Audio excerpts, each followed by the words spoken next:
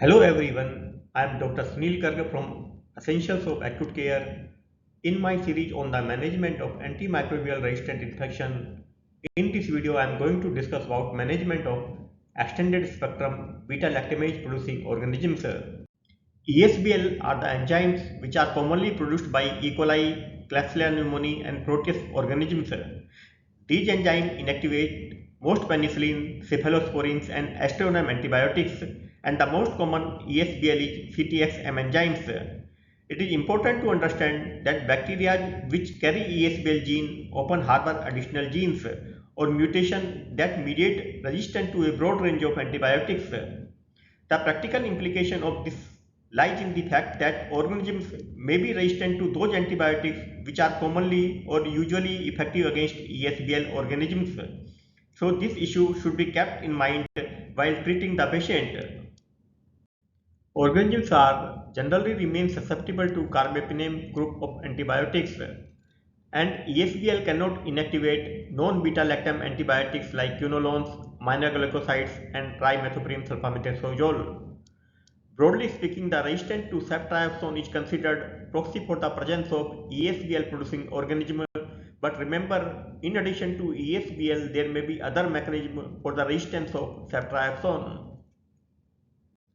For the management of uncomplicated cystitis because of ESBL Enterobacterales, the preferred treatment is either trimethoprim sulfamethoxazole or nitrofurantoin. Alternative treatment can be given through quinolones or the carbapenem or single dose aminoglycosides.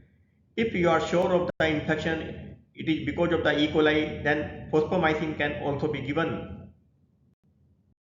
For the management of complicated UTI and pyelonephritis, the preferred treatment is trimethoprim sulfamethoxazole or quinolones.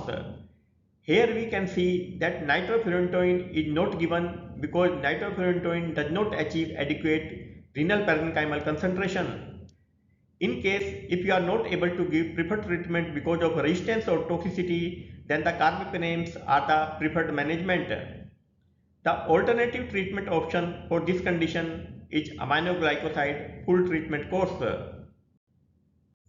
The terminology of complicated UTI refers to UTI occurring in association with a structural or functional abnormality of genitourinary tract, or any UTI in adolescent or adult male is also labeled as complicated UTI. The complicated UTI is treated with similar agent and for similar treatment duration as we do or as we manage the patients with pyelonephritis.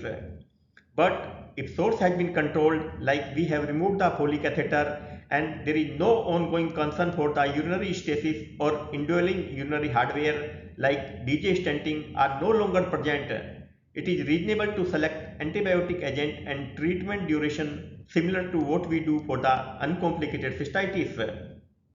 From treatment perspective, we divide the ESBL Enterobacterales infection into urinary infection versus non-urinary infection. We have discussed about urinary infections. Non-urinary infection encompasses whole spectrum of patients ranging from bacteremia to pneumonia to intra-abdominal infections. The preferred treatment for non-urinary infection is carbapenem, which includes imipenem, meropenem and ertapenem. But remember, in critically ill patients, ertapenem is not used as its half-life decreases and once a day dosing is no longer effective in critically ill patients. In terms of use of other antibiotics in the management of ESBL enterobacterales, the piperacillin tazobactam is not suggested as a treatment modality or treatment choice even if the organism are found to be susceptible on the culture report. In the similar way, cefepime is also not suggested for the management of ESBL enterobacterales. Regarding the newer beta-lactam and inhibitor combination, the ceftazidime avibactam, meropenem vaporbactam, imipenem cilastatin, relibactam and cefiderocol, they are preferentially reserved for treating infection caused by the organism exhibiting carbapenem resistance. So all in all, we need to understand either we need to give carbapenem as a drug of therapy in these patients or non-beta-lactam antibiotics like trimethoprim sulfamethoxazole, quinolones or aminoglycosides. Here I would like to discuss a case. A 32-year-old man admitted with history of fever, chills, dysuria and right loin pain, suggesting of urinary source of infection for last 3 days. Initially, fluid boluses were administered and norepinephrine was initiated as he did not respond to boluses adequately. So this case is critically ill patient because this patient is in septic shock. CTKUB revealed right side pyelonephritis and he was started on meropenem and levofloxacin empirically. 2 days later, urine and the blood grew ESBL E. coli sensitive to meropenem, imipenem, ertapenem, levofloxacin, nitrofurantoin, fosfomycin, aminoglycosides, trimethoprim and sulfamethoxazole. So we know this patient is in septic shock. We know the source of the infection in this patient is urinary, but since this patient grew ESBL E. coli in the blood, we will treat this patient on the line of non-urinary infection.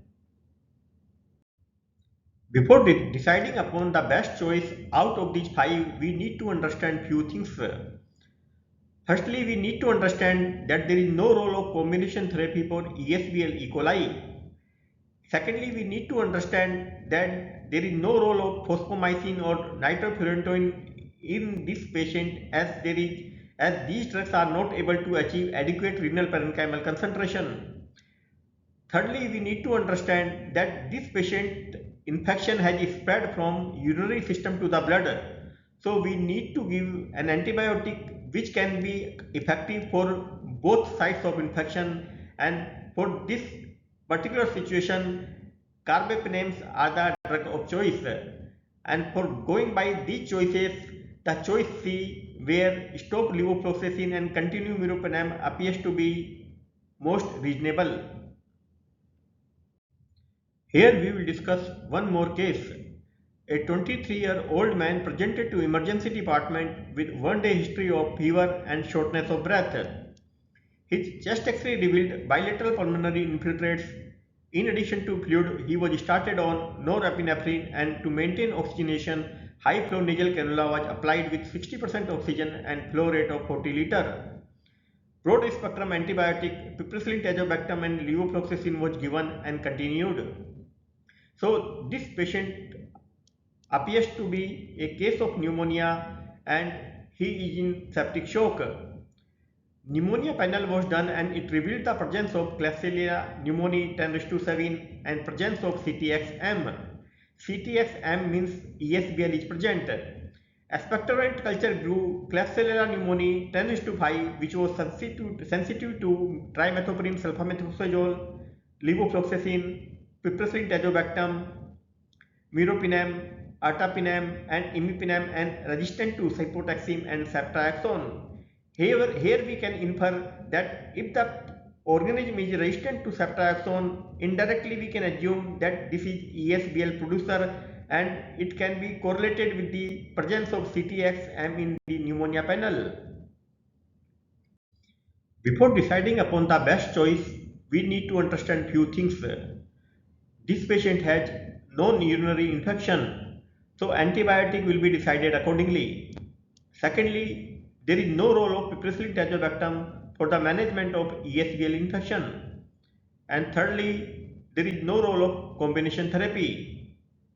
Based on these parameters, for this patient, the best choice appears to be choice D, where we need to stop the piperacillin tazobactam and levofloxacin both and start meropenem. Here I finish by saying thanks to you. I will appreciate your feedback, suggestion or comments. Once again, thanks for watching this video.